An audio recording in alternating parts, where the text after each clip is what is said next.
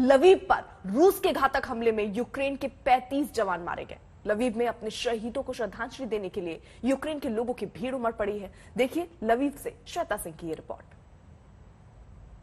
Ukraine के Lviv में जहां पर एक सैन्य ठिकाने पर हमले से 35 सैनिकों की जान चली गई, इस जगह पर उन्हें श्रद्धांजलि दी जा रही है। आम लोग भी यहां पर पहुंचे हैं और सैनिक अपने साथियों के लिए बड़ी संख्या में यहां पर मौजूद हैं। माहौल यहां पर बहुत गमगीन है क्योंकि लवीव में इस तरह से आक्रमण होगा वो किसी ने सोचा नहीं था, लेकिन एक सैन्य ठिकाना जो कि पोलैंड की सीमा से बहुत अधिक दूर नहीं था, वहां पर हमले में 35 जवानों को गंवा देना युद्ध की जो हकीकत है वो यूक्रेन को बयां कर रहा है। खासकर यूक्रेन का ये पश्चिमी हिस्सा जो अधिकांशतः अछूता ही रहा था।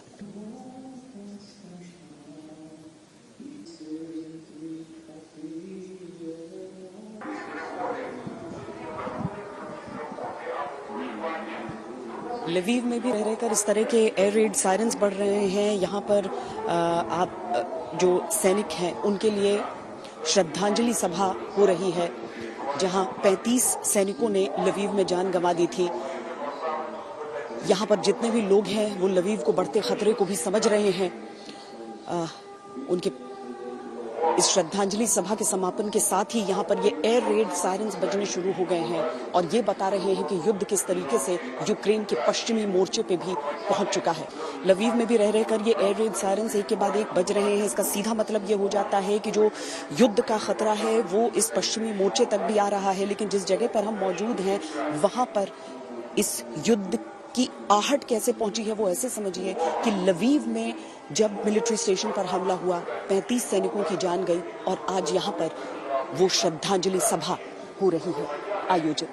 जो परिवार वाले हैं अपनों को खोने का दुख है, लेकिन लवीव के तमाम लोग यहाँ पर निकल कर आए हैं, उमड़ कर आए हैं अपनी सेना के साथ एकजुटता दिखाने के लिए, अपने देश के लिए अपना समर्पण दिखाने के लिए। ये एयर रेड सायरन्स भी इन्हें इस समय विचलित नहीं कर पा रहे। कैमरा पर्सन सैयद मोहसिन के साथ श्वेता सिंह, लवीव, आज तक। क्या रूस के लिए समस्याएं यहाँ पर बढ़ रही हैं यूक्रेन में अपने आक्रमण को आगे अंजाम में देने के लिए या फिर अपने लक्ष्य को हासिल करने के लिए?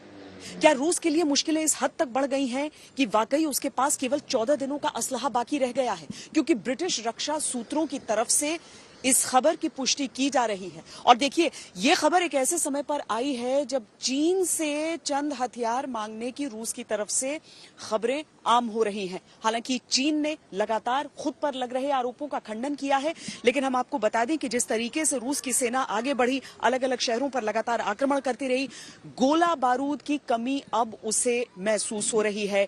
और केवल अगर 14 दिन का असलहा बचा है तो सीधे तौर पर जो शुरुआत से हम कह रहे हैं कि ये जंग जो है वो इस बात पर भी इसका नतीजा निर्भर करेगा कि ये जंग कितने दिनों तक यूक्रेन खींच सकता है और रूस कितने दिनों में इसे खत्म कर सकता है।